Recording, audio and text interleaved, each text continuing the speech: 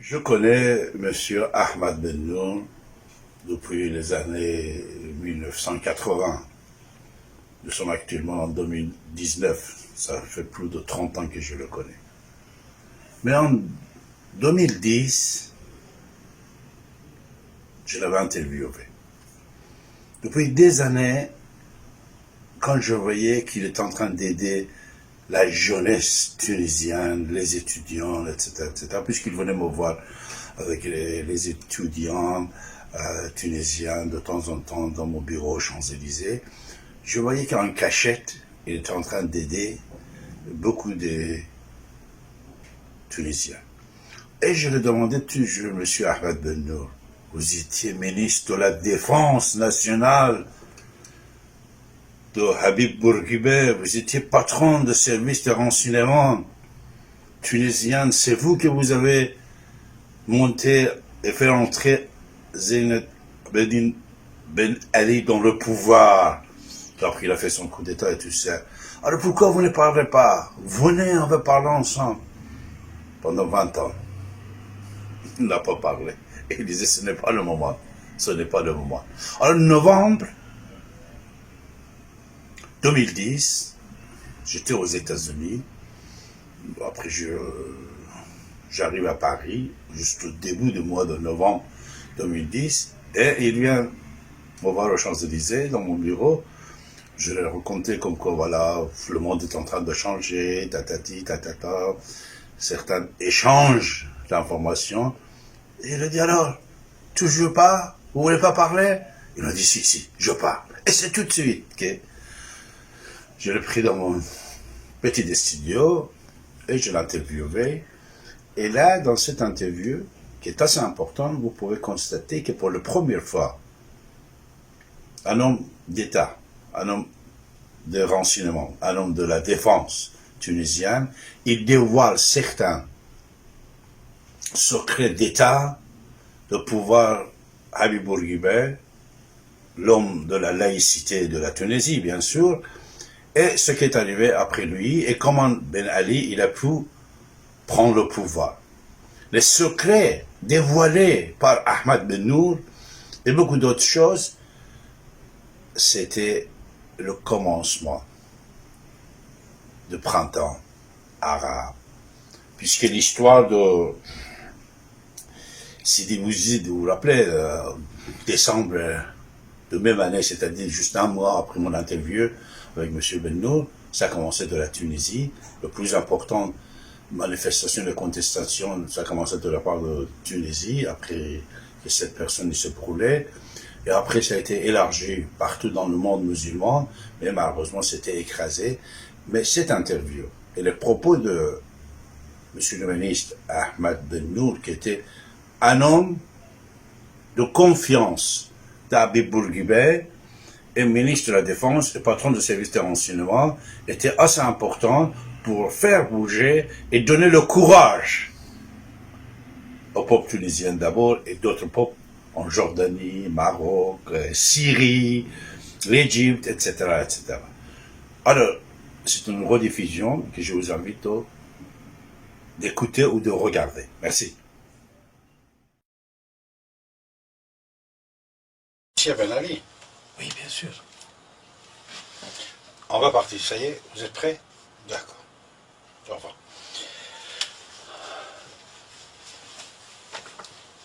Bonjour à toutes, bonjour à tous, mes chers amis, nous sommes avec M. Bennour, M. Ahmad Bennour, une grande personnalité politique tunisienne. M. Bennour, bonjour. Bonjour, monsieur. Bonsoir. Bonsoir. Comment allez-vous? Comment ça va? Alors, on est diffusé, comme vous pouvez constater, sur le net, dans le monde, grâce à mehtv.com, et bien sûr sur Hotmail. Et après notre émission en personne de tout à l'heure, j'ai le plaisir de recevoir M. Ahmad Bennour aujourd'hui dans notre studio à Paris, mes chers amis.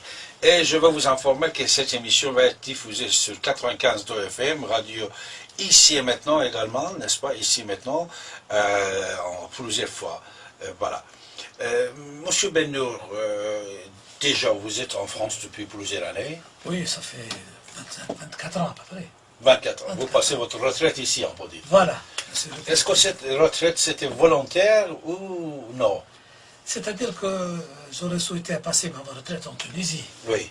Après avoir travaillé difficilement en Tunisie, assumé des responsabilités très importantes, enfin sensibles, disons, sensibles, Oui. j'aurais souhaité prendre ma retraite avec mes petits-enfants en Tunisie.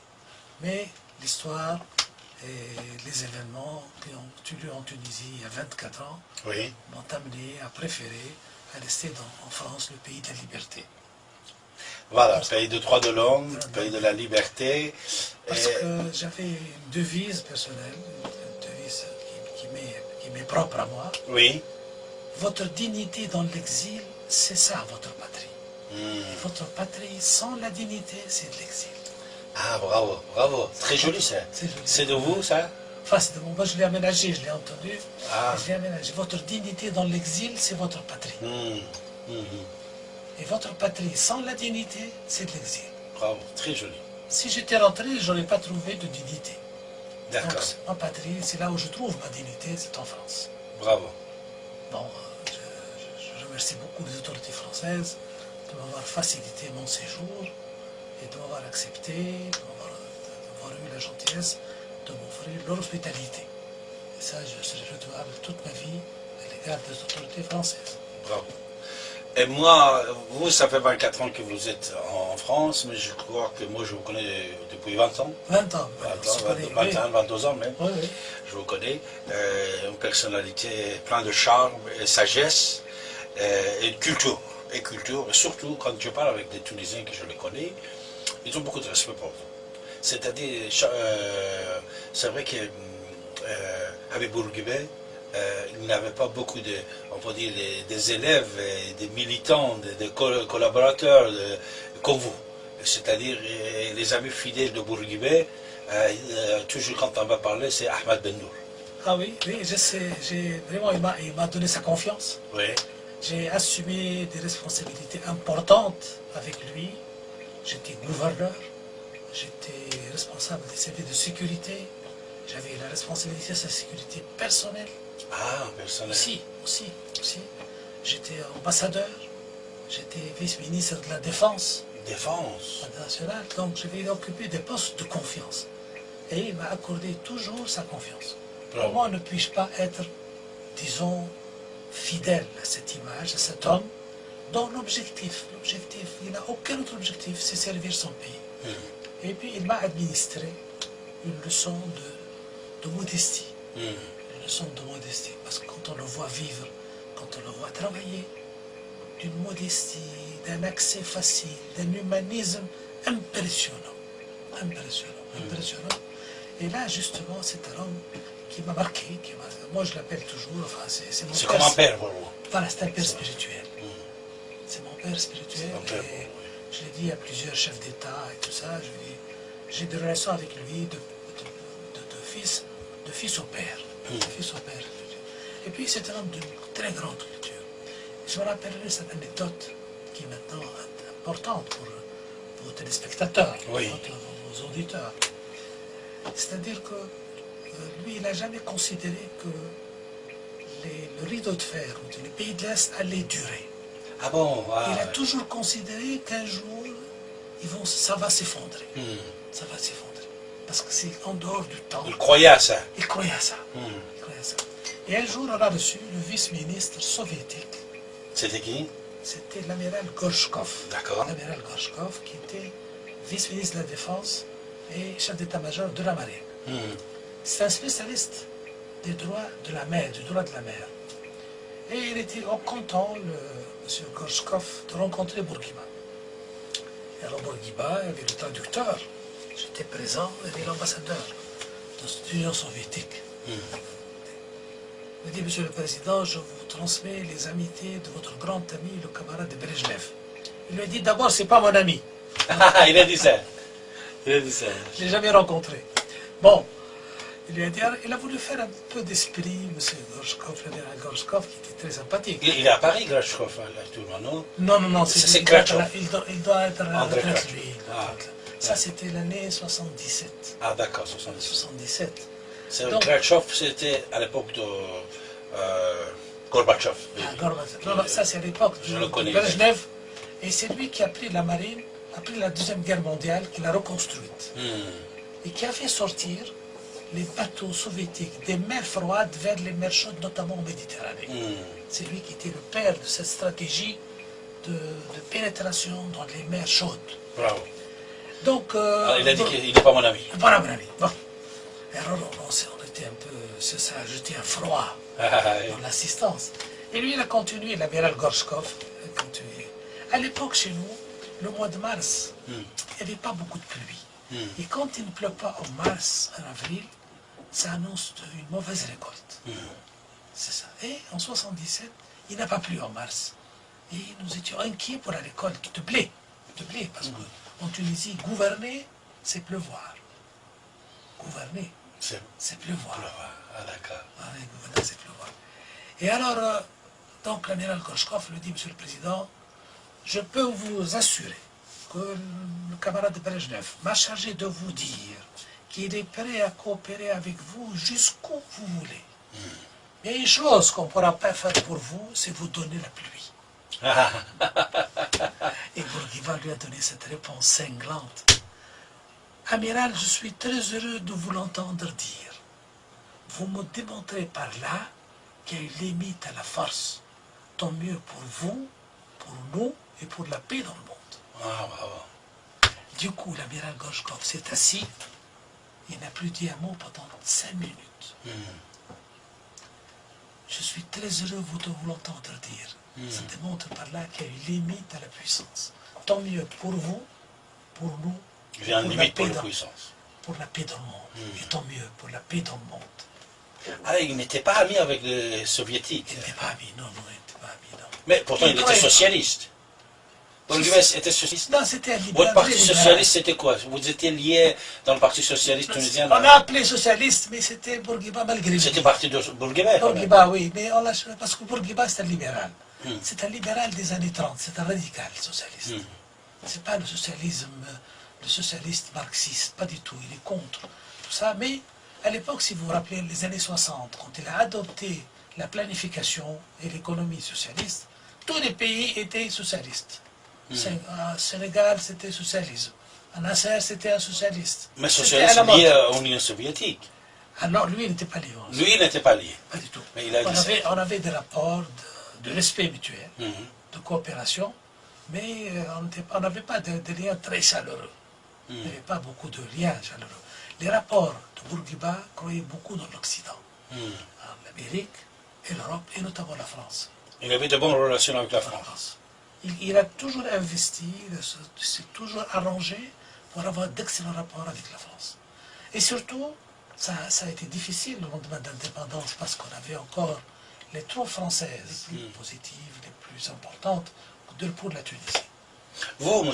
Ahmed Ben Nour, comment vous avez rencontré pour la première fois Habib Bourguiba? Votre première rencontre? Ah oui, c'est quand même... merci d'avoir posé cette question parce que c'est encore un souvenir. Voilà. Un jour, j'étais au parti, j'étais responsable de la jeunesse. D'accord. Parti socialiste. 65. Vous avez quel âge en 65? J'avais 26 ans. 26 ans, d'accord.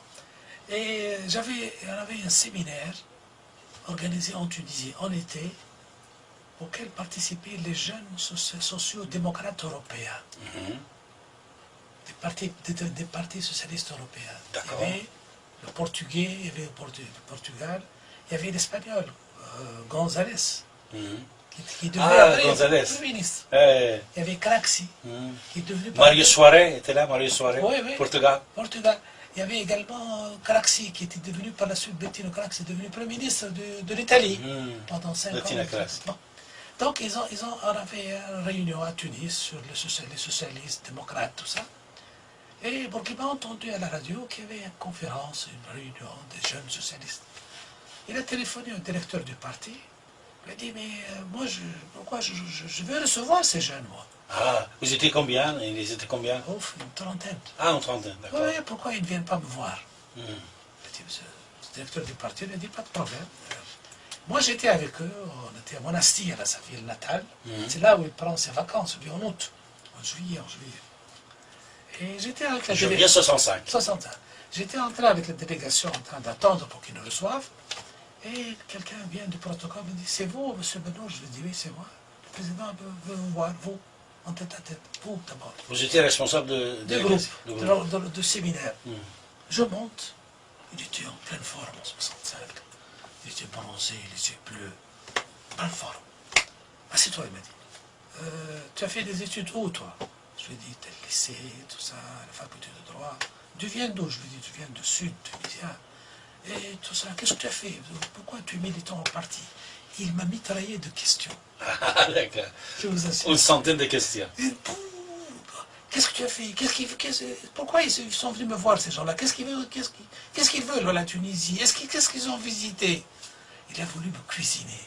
Il a voulu savoir ce qu'on a fait, ce que j'ai fait, comment je réagis, comment je réponds aux questions, pour voir un peu mon degré de solidité et de vigilance. Et moi, je suis rentré, je suis sorti très inquiet. Je dis, qu'est-ce qu'il a dû entendre quelque chose contre nous? Toutes les questions, ça vous a douté. Voilà. Finalement, le lendemain, il y a eu une réunion du Conseil des ministres. Il vous a reçu en totalité ou non? Et si, il nous a reçu. Il est venu un voir grand tout le monde. discours. Il s'est attardé, il nous a tenu à déjeuner, tout ça. Oh là là, il était toute l'après-midi avec nous, avec les jeunes. Et alors, le lendemain, il y avait un conseil des ministres. Un ami qui était ministre a assisté. Il a dit alors, mais hier, j'ai reçu un jeune Tunisien. Oh, magnifique, monsieur Benour, ça. C'est un bon gouverneur, futur gouverneur. Futur gouverneur. Oui, j'aime avoir des dizaines comme ça. Ah. Je demande à tous les ministres de prendre dans leur cabinet des dizaines chaque année pour les former. Je veux voir des jeunes comme ça, bien habillés, bien mis, parlant bien, du sud, du nord, tout ça. C'est ça la vraie Tunisie, c'est l'espoir de la Tunisie. Bravo, bravo. Et c'est comme ça qu'ils détectent les gens. Ah. Depuis, je suis sous surveillance. Ah. Depuis, il me suit. Là où je suis nommé, tout ça, il suit un peu tout ce que je fais. Jusqu'au moment où je suis devenu vice-ministre de la Défense, tout ça. Donc, quelqu'un qui cherche et qui détecte les cadres. Et contrairement à ce que véhiculent certains charlatans et certains politiciens, il ne pense pas aux gens de son village. Il est heureux de trouver quelqu'un du Sud ou quelqu'un du Nord. Parce que lui, il considère que si au pouvoir, tout le monde est réuni, la Tunisie ne connaîtra pas de guerre civile. Il a toujours peur que la Tunisie tombe dans les divisions. Les divisions qu'a connues la Tunisie auparavant. Bien sûr.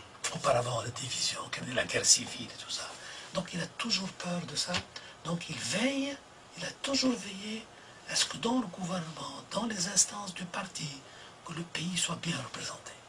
Et que les meilleurs En place. prennent place. Alors, après cette délégation que vous le présidez, et après votre rencontre avec Bourguibé, le premier poste que vous avez eu, c'était quoi? Le premier poste, c'était le poste important, c'était le directeur des services de sécurité. C'est-à-dire, combien de temps après 65?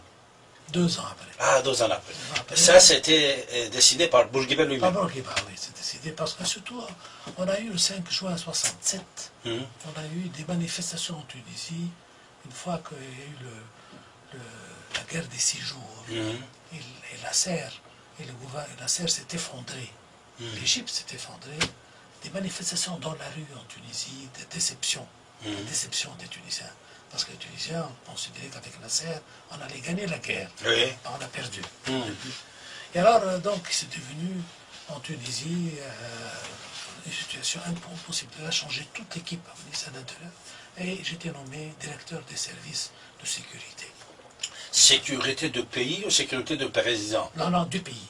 Ah, c'était patron de service de renseignement? Voilà, service de contre-espionnage. Contre-espionnage et tout ça. Donc, À l'âge de 27 ans. oui, j'avais 27 ans, 28 ans. C'était bien, non? Oui, oui. Quelle Mais confiance! c'était une aventure.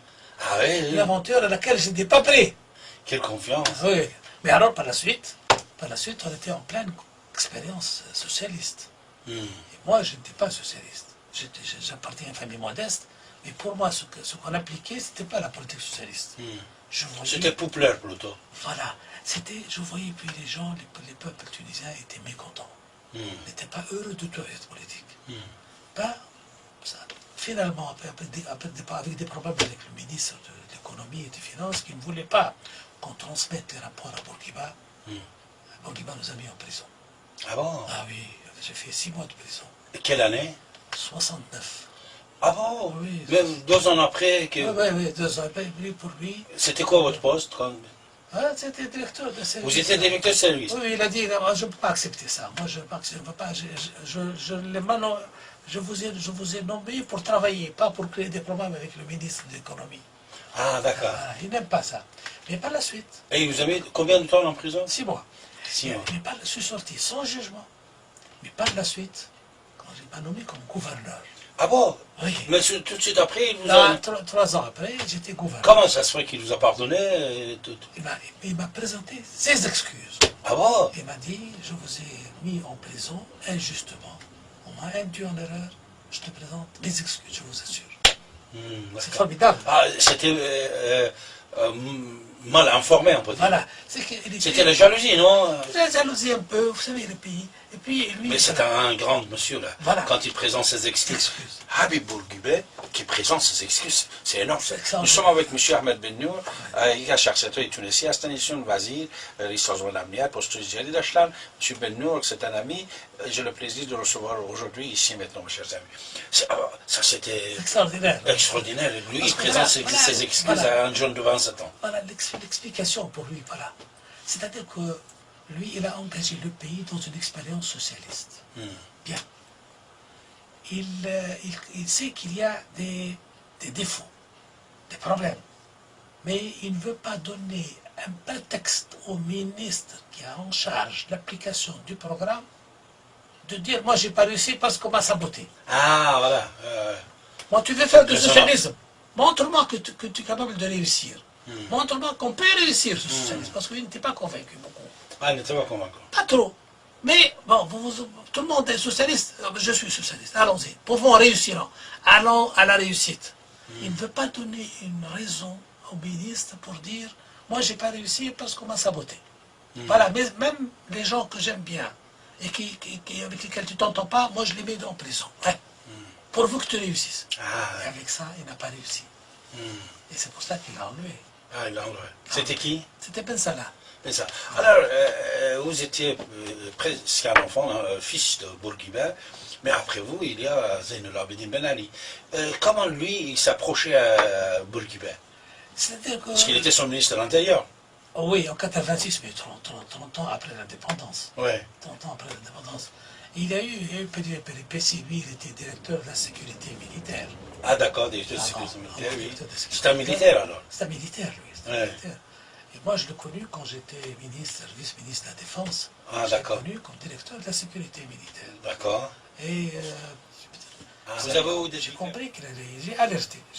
Ah, vous avez alerté? Ah oui, j'ai alerté. Et puis... Par écrit? Non, pas par écrit, mais ça ne se fait pas par écrit, ça. Personnellement, vous avez dit à Bourguiba? Pas à Bourguiba, mais à son entourage. J'ai alerté. Alors? Et alors, justement, il a profité des difficultés dans l'équipe de Bourguiba. Parce qu'il y a toujours une équipe autour du président, dans chaque président. Exactement. Et puis des différents. Au lieu de penser à l'essentiel, ils se bagarrent, ils se querellent. Qui va remplacer Bourguiba? Et lui, il a joué là-dessus. Il a profité un peu. Il était très proche de la nièce de Bourguiba. Ah bon, la nièce? La nièce de Bourguiba. C'est sa femme toujours, non? Non, ah, c'est une amie? C'est sa nièce. C'est sa nièce. Elle est morte maintenant. Ah, elle est morte, d'accord.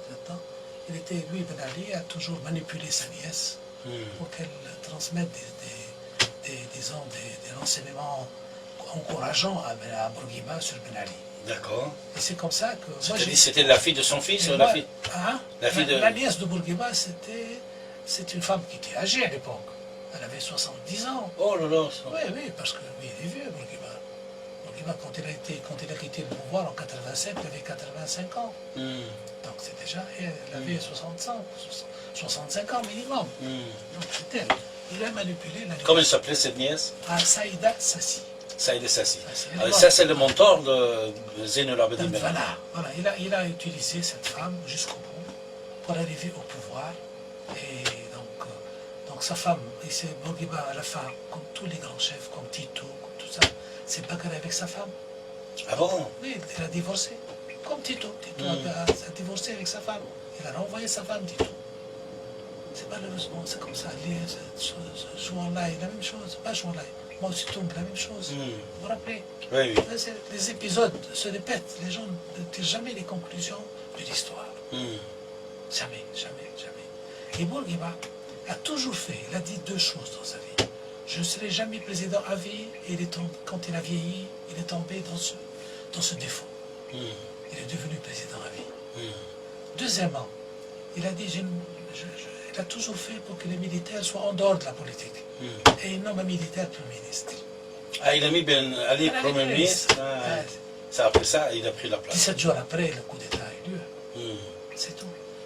17 jours Ah, après, il avait le soutien de l'armée et tout ça, alors. Puisqu'il était directeur de non, l'armée, section. c'est une grande muette. On n'a pas d'armée. Ce n'est pas comme en Algérie, l'armée Non, tunisienne. rien à voir, non. L'armée, c'est l'armée classique. L'armée classique qui n'a rien à faire avec la politique. Ça, c'est. Bourguiba a veillé pendant 30 ans à ce que l'armée soit en dehors De politique. de la politique. Elle n'a rien à faire avec la politique. L'armée tunisienne n'a rien à faire avec la politique. L'Algérie, elle gère le pays. C'est elle qui nomme le président. L'Algérie, c'est autre chose. L'Algérie, c'est le système. C'est un autre système. D'ailleurs, qui n'existe nulle part ailleurs. Même pas en Russie. En Russie, c'est le parti. C'est vrai. En Russie, c'est le parti. Un peu l'Égypte maintenant. L'Égypte, parce que l'armée qui a fait le coup d'État en 1952 a un droit de chapitre sur la politique. Et sur les nominations et tout ça. Mais en Tunisie, non, jamais, jamais, jamais. Et comment vous, M. Ahmed Ben Nour, vous voyez la situation politique d'aujourd'hui de votre pays avec Zeinul Abidine Ben Ali? C'est-à-dire, maintenant, voilà, si vous prenez la déclaration du 7 novembre, il a promis la démocratie, le multipartisme, le respect de l'homme, rien de toutes ces promesses n'a été respecté. C'est un régime autoritaire, c'est un régime dictatorial. Là, les gens étouffent à l'intérieur du pays, les libertés sont menacées. Tous les jours, il y a des procès, tous les jours, il y a des journaux suspendus, il n'y a plus de journaux libres. Combien de journaux il y en a? Un seul journal est indépendant. Un seul journal. Un seul ou deux journaux, disons deux, si on veut être gentil, deux. Et tous les autres journaux, parce qu'ils utilisent maintenant l'argent, toute la publicité, même privée, est gérée par un organisme de l'État. Si vous êtes gentil avec l'État, vous ne critiquez pas, on vous donne la publicité. Sinon, on ne vous donne pas. Et les journalistes sont tabassés, tout ça, tous les jours. Les rapports des droits de l'homme, les rapports de la Fédération internationale, les rapports d'Amnesty, les rapports des droits de l'homme arabe sont absolument fréquents, quotidiens, presque quotidiens, pour dénoncer Watch, l'organisation américaine des droits de l'homme. Donc tout ça montre que... Pardon, merci. Montre que la Tunisie maintenant vit une dictature féroce. C'est un désastre. Mais il n'y a pas d'opposition forte. Si, il y a une opposition, mais vous savez, est-ce qu'il y avait une opposition du temps des pays de l'Est? Il n'y avait pas. Parce que le régime était fort. Les écoutes téléphoniques, les arrestations, les disparitions. Nous avons, vous savez, les gens sont pauvres, donc ils travaillent pour venir aux besoins. Un professeur, qu'est-ce qu'il gagne? 500, c'est l'équivalent de 400 € ou 350 €. Il travaille pour payer son loyer, pour payer ses enfants. Il n'a même pas le temps. Il y en a plusieurs partis actuellement. Oui, mais tous... Tout ça, c'est sur l'ordre de...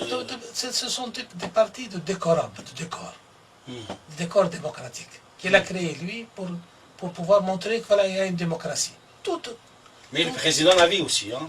Non, il n'est pas... Mais il est de fait. De fait. Ça fait combien de... Ça fait maintenant... ça fait depuis 87, ça fait quand même 23 ans qu'il est là. Tous les 4 ans, c'est... Tous les 4 ans, il va se présenter en 2014. C'était qui son concurrent récemment? Non, Il n'y a pas de concurrent. C'est lui qui l'a choisi. Ah, d'accord. Et d'ailleurs, eux, ils disent à leurs militants, à la télévision, votez pour M. Ben Ali. Mais le gars, il dit ça. C'est une comédie. C'est une comédie malheureuse. C'est une comédie triste. Est-ce que l'islam est fort actuellement dans le pays ou non? L'islam politique. Moi, d'après mon analyse, d'après ce que j'entends, l'islam politique n'est pas très fort. Par contre, l'islamisme en tant mouvement idéologique islamiste existe. C'est-à-dire l'islam qui va prendre le pouvoir. Pas politique. Pas politique. Il ne va pas prendre le pouvoir, cet islam. On ne sait pas. Parce qu'il y a des élections libres, peut-être. Il y a des élections Parce que libres. s'il va prendre le pouvoir, c'est politique. Ouais. C'est-à-dire que- Est-ce que l'islam peut être politique ou non? Moi, je ne pense pas. Puisque je vous pense êtes pas. un enfant Moi, de je ne Bourguiba, pense on peut pas. dire. Moi, je ne Vous pense êtes pas. laïque. Mais vous pensez que cette pensée est très forte dans le pays ou non? Parce que par rapport de la Maroc, Algérie et la Libye, nous pouvons constater que la Tunisie, le peuple est plus laïque que les autres pays. Oui. Moi, je pense que... C'est grâce à Bourguiba? Grâce à Bourguiba, grâce à l'évolution aussi. À L'évolution de la 3500 ans de société. civilisation. Puis l'évolution de la société, tout ça. Aussi l'éducation. Parce que Bourguiba a beaucoup investi dans l'éducation. La formation des jeunes, l'université. Ils ont fait de telle sorte que les gens, quand même, ont considéré que l'islam, c'est une bonne chose, mais elle n'a rien à faire avec la politique. La religion. Il faisait ses prières, Bourguiba, non? Non, non, non. Il n'était pas un démagogue Non, pas du pour tout. le montrer qu'il Non, est non, non. musulman. Il assistait à la mosquée le jour de l'Aïd. Mhm. Le jour de l'Aïd, de manifestations très rares, religieuses, il assistait. Mais il ne faisait pas de démagogie. Ben Ali fait la même chose ou non? Il fait la même chose, il fait la même chose. On ne le voit pas qu'il est en train de faire les prières et tout ça. Non, non, non. Mais je dis qu'il était allé à la Mecque. Hein? Il a été à la Mecque. Bourguiba aussi a été à la Mecque. Bourguiba aussi, il était. Il a été à la Mecque. Ça, c'est un... bon, C'est cinéma aussi. Pour Bourguiba, oui. D'accord. Pour Bourguiba, oui. Pour Ben Ali, je ne sais pas s'il croit ou ne croit pas. On ne sait pas ce qu'il pense. Quelle est la relation d'actuel président avec les islamistes en, en Tunisie? Elle n'est pas très...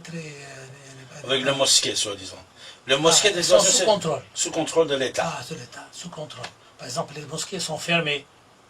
C'est fermé. C'est fermé. Seulement en nous pour faire les prières. Pour les faire les prières. Et entre les prières, elles sont fermées. Les imams sont nommés. Ils reçoivent des subventions, ils reçoivent des salaires. D'accord.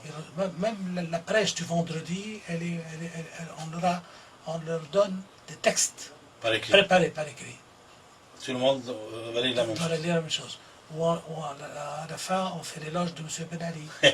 On lui souhaite longue vie. Longue vie. Voilà. Tout ça, c'est du Coran. D'accord. Ouais. Alors la Parce que Tunisie. je crains fort que cette situation ne perdure et qu'elle arrive à une explosion générale. Quand? On ne sait jamais. La pauvreté est la présente. pauvreté est très présente. Très présente. Très présente. Nous avons quand même pas mal de gens qui sont au-dessous de seuil de la pauvreté. Ah bon? Oui. Dans le village ou dans les villes aussi? Dans les villes, dans les villages. Il y a une partie de la Tunisie qui est développée et le reste. C'est quelle partie qui est développée? Touristique. Un peu. Ah, côte touristique. Côte touristique. Et le reste, l'arrière-pays, c'est ce qu'on me dit. Hein, vit dans une Mais ça fait 24 ans que vous n'étiez pas retourné. Moi, je ne suis pas 24 ans, ça fait 24 ans. 24 ans que je ne suis pas retourné en Tunisie. On vous a pas invité? Pas encore. Ben Ali n'a pas essayé de vous inviter de retourner? Non, pas encore. Il ne cherche pas ça. Vous n'êtes pas un opposant quand même. Vous êtes un opposant d'origine. Bien sûr.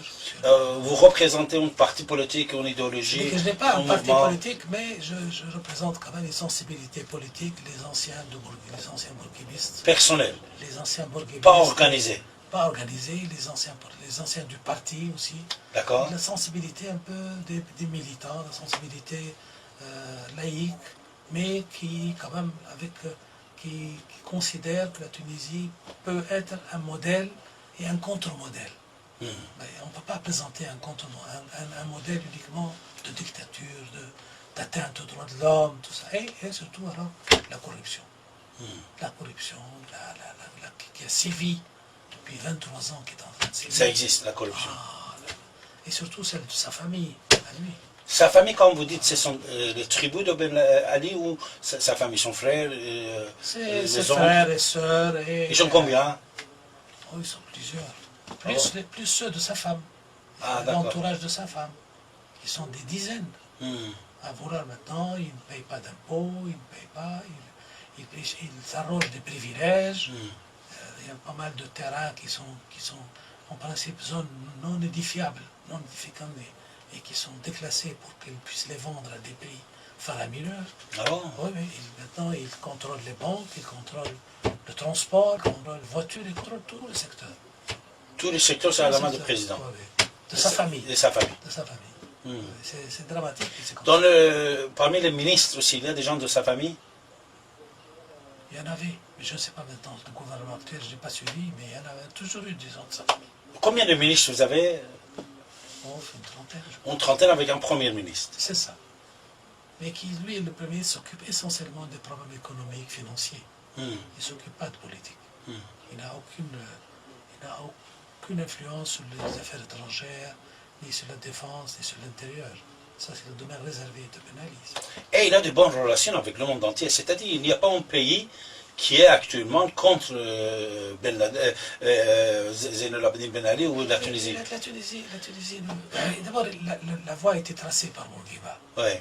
La voie, il y avait un capital. Parce que ça aussi, ça aide de temps en temps pour encourager les opposants. Mais puisqu'il n'y a pas de pays oui, mais le problème, contre lui... Oui, mais le problème, c'est que vous voyez l'Algérie, quand on s'est tué sur ce qui s'est passé en Algérie du temps de Boumedienne, et ensuite il y a l'explosion. C'est ce qui a débouché sur une guerre civile. Pour attirer l'attention des autorités sur les atteintes aux droits de l'homme. Si les pays amis, qui se considèrent amis de la Tunisie maintenant, font un petit effort pour dire à M. Ben Ali, ça suffit, fait évoluer le système. Mais il a peur des islamistes, il dit qu'il a peur des islamistes. Mais il n'y a pas que les islamistes. Il a peur que la Tunisie devienne une autre république islamique. Mais ça c'est un fond de commerce qu'il a trouvé. Ça, c'est un prétexte pour ne pas faire évoluer la société. C'est un prétexte. Quand les gens ne sont pas éduqués, est-ce qu'on peut donner la liberté? Si. Là, vous savez... Quand il ne connaît pas, qu'est-ce que ça veut dire la liberté? Est-ce qu'on peut le donner? Le problème, pas de la liberté, au moins la liberté de vote. La liberté. Ah oui, quand il ne connaît pas les gens. Écoutez, qu'est-ce qu'on ne connaît pas? Au Bangladesh, on vote. En Inde, on vote. Il n'y a pas de contestation. Mais les gens, vous savez, ils prennent l'argent, ils votent. Mais non, ils prennent un sandwich, après ils votent. En Indonésie, on vote. Au Bénin, on vote. C'est ça le problème. Par exemple, le vote dans les pays tiers-monde, est-ce qu'il a la même valeur qu'on vote dans les pays d'Occident? Mais en tout cas, il n'y a pas de contestation. Au Sénégal, il y a des contestations? Il y a de l'argent au Sénégal? Non. Non, ça c'est un prétexte. Moi, je crois. Dans le bon sens. Ah oui, quand les gens ne sont pas éduqués, après c'est les autres qui peuvent investir, acheter les voix, les votes. Oui, mais vous voyez le Sénégal. Le Sénégal, Abdou Diouf était président, il perd les élections, et c'est son opposant qui arrive au pouvoir. Donc, quand même. Il y a un respect de la volonté populaire.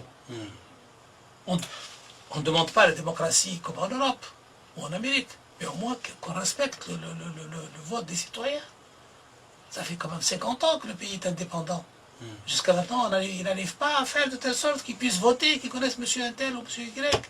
Ça fait 50 ans. Bien sûr. Non. Il faut qu'on commence. Non, c'est pas normal. Et les gens, vous savez, moi j'ai exercé des gouverneurs. Les gens qui ne sont pas éduqués, tout ça, ils sont très malins, ils sont très rusés. Ils savent comment voter. Ils connaissent les gens. Vous étiez gouverneur via des élections ou des élections? Non, en Tunisie, les gouverneurs ne sont pas élus. Ah, c'est désigné. Ils sont désignés. Ce sont des administratifs. Ministère de l'Intérieur? C'est ça, ils sont désignés par le chef d'État. Le chef d'État. On est avec M. Ahmed Bennour, une grande personnalité tunisienne. M. Bennour, j'étais ravi de vous recevoir. J'espère que vous allez renouveler votre visite dans notre studio. Avec plaisir. Ici maintenant. Merci de m'avoir donné l'occasion de parler de la Tunisie. Ahlan salam. Merci de m'avoir donné l'occasion de parler d'évoquer les problèmes de la Tunisie actuelle. Ahlan salam. Et je suis à votre disposition. Merci. Et vous êtes toujours le bienvenu. Avec plaisir. Quand vous avez des choses à dire, donnez-moi un coup de fil, vous avez la parole. Merci beaucoup. Cette émission va être rediffusée sur le 95 de FM Radio ici maintenant. Également, ça va rester éternellement sur l'Internet. C'est-à-dire, pour retrouver cette émission sur l'Internet, il suffit de taper David Abbassi, Ahmed Bennour, la Tunisie. Et vous allez le retrouver sur le net aussi, pour toujours. Merci à toutes, merci à tous. À très bientôt. Monsieur Bennour, merci beaucoup. On était ravis de vous recevoir. Merci, moi aussi. 95 FM.